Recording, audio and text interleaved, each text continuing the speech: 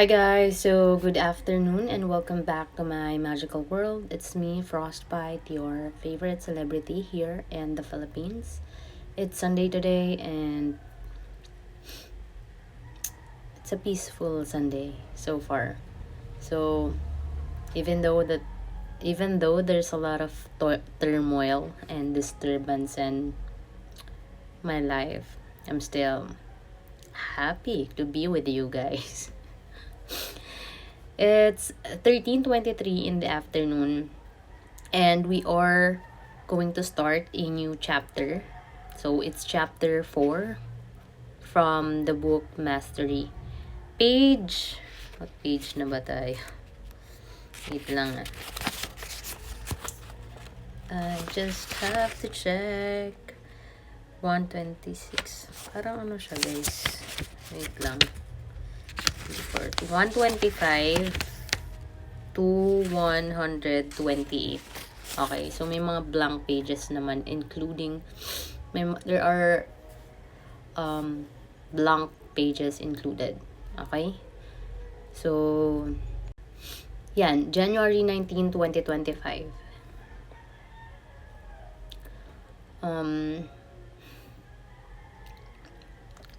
Let us start. Dami kong iniisip. So later maybe I'll run outside. I'm still looking for a good location for that kung maganda-ganda yung weather. But now it's a sunny day. So tingnan natin mamaya. Chapter 4, see people as they are, social intelligence. Okay? So often the greatest obstacle to our pursuit of mastery comes from the emotional drain we experience in dealing with the resistance and manipulations of the people around us. If we are not careful, our minds become absorbed in endless political intrigues and battles. The principal problem we face in the social arena is our naive tendency to project onto people our emotional needs and desires of the moment. We misread their intentions and react in ways that cause confusion or conflict. Social intelligence is the ability to see people in the most realistic light possible. By moving past our usual self absorption, we can learn to focus deeply on others, reading their behavior in the moment, seeing what motivates them, and discerning any possible manipulative tendencies. Navigating smoothly the social environment, we have more time and energy to focus on learning and acquiring skills. Success attained without these intelligence is not true mastery and will not last. Ayan, may istorbo ang aking dog na si Snow. Sinisipon ako guys. I feel a little bit sick. Little bit lang naman. Hopefully maging better na to tomorrow. Okay. So, thinking inside.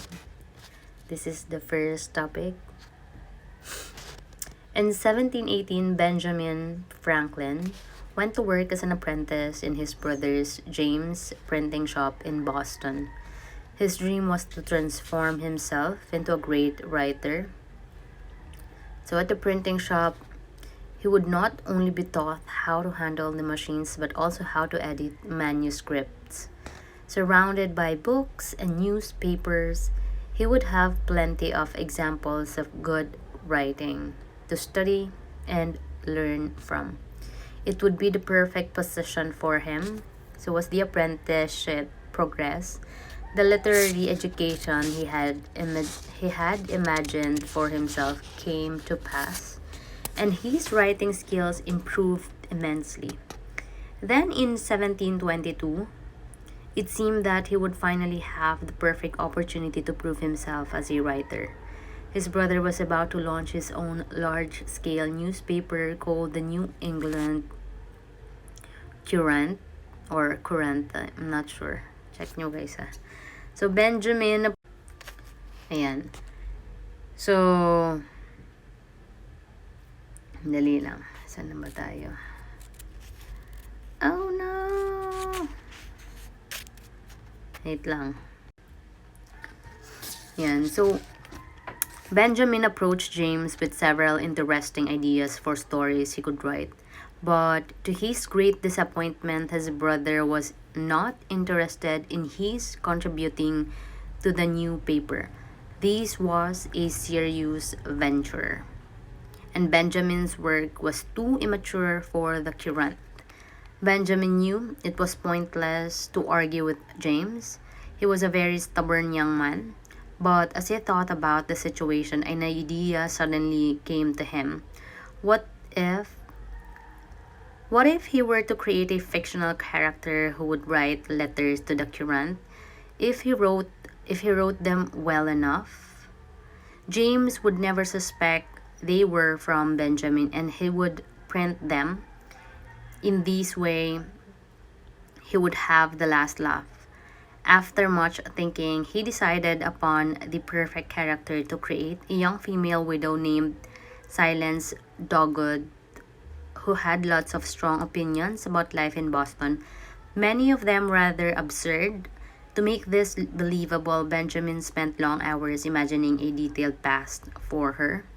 He thought so deeply into the character that she began to come alive within him. He could hear her way of thinking, and soon there emerged a very realistic writing voice, all her own. He sent the first rather lengthy letter to the current and watched with amusement as his brother published it and added a note in the newspaper asking for more letters from her. James probably suspected it was the work of some established writer in town using a pseudonym. The letter was so witty and satirical. But he clearly had no idea it was from Benjamin.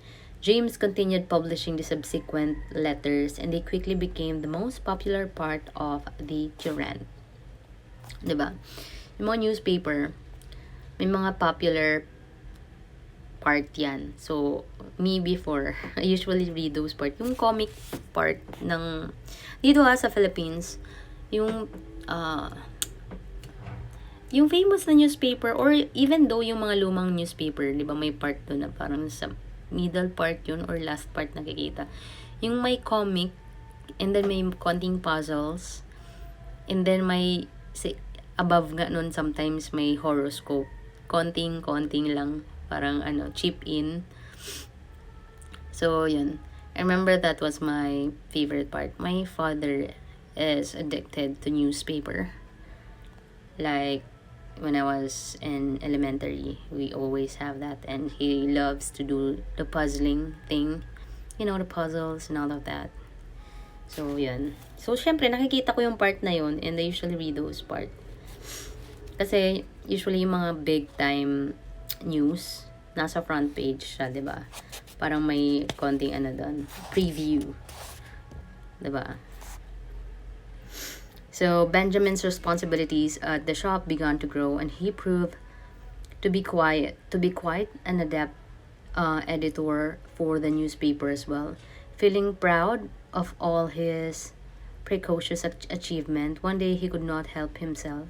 He confessed to James that he was the author of the Dogood letters. Expecting some praise for this, he was surprised by James' vitriolic response. His brother did not like being lied to. To make matters worse, over the next few months, he turned increasingly cold and even abusive to Benjamin. It soon became impossible to work for him. And by the fall of 1723, feeling somewhat desperate, Benjamin decided to flee Boston, turning his back on brother and family. Parang no? Prodigal son. Black sheep. After several weeks of wandering, he ended up in Philadelphia. Determined to settle there, he was only 17 with virtually no money and no contacts. But for some reason, he felt full of hope.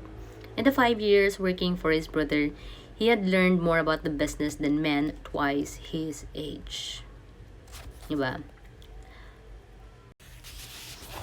You know guys that you really need to learn business. Parang dapat medyo basic skills nyo yun.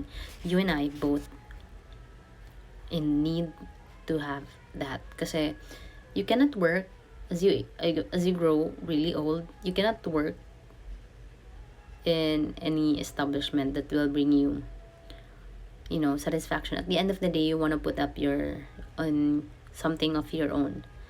'Di ba? Pero madalas late nyo na yun na-realize kasi nga, na comfort zone na kayo doon sa pwesto nyo. So, it's okay. Basta, kaya nyo yan guys. Kasi, kakayanin natin tong mga, external troubles outside YouTube. So, yan. He was fiercely disciplined and ambitious. He was a talented and successful writer to boot.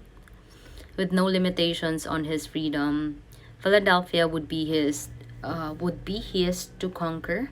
Surveying the scene of his first few days there, his confidence only increased. The 2 printing shops in town at the time were well below the level of anything in Boston, and the writing in the local paper was abysmal. These meant endless opportunities to fill a void and make his way. Sure enough, within a few weeks, he managed to secure position at one of the 2 printing shops in town, owned by a man named Samuel Kimmer.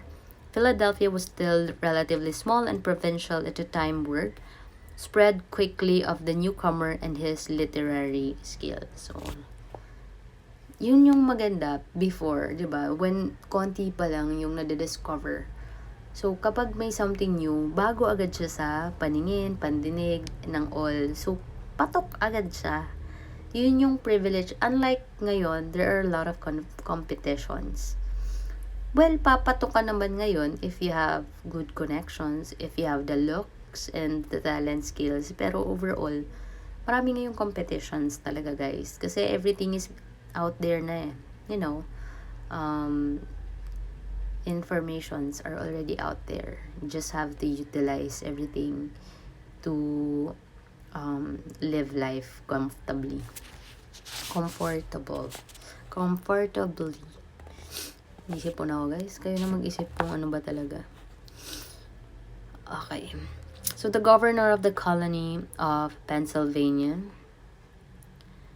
William Keith, had ambitions of transforming Philadelphia into a cultural center. And he was not happy with the 2 established printing business. Hearing of Benjamin Franklin and of his writing talent, he sought him out, clearly impressed with the young man's intelligence. He urged him to start his own printing shop, promising to lend him the initial amount that was needed to get the business going. So the machines and materials would have to come from London, and Keith advised him to go there personally to supervise the acquisition. He had contacts there and would bankroll it all. So, yun guys. So, we're actually done. And I do believe that we are almost halfway to the book. Halfway pa lang guys.